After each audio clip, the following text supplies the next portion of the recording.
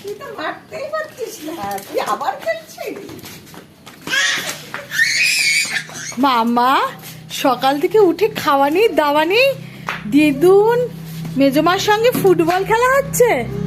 হ্যাঁ, football match, তাও আবার ক্রিকেট ব্যাট দিয়ে।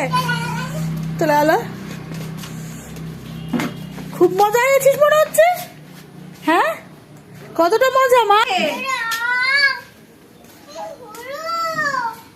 রাম, কি হলো?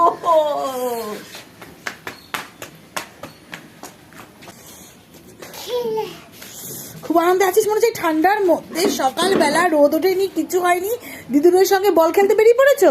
আর একে মেজোকে ধরে ধরে মারছে। কেন মারছো মেজোকে? তুই খেলছিস কেন আমার দিদুনকে?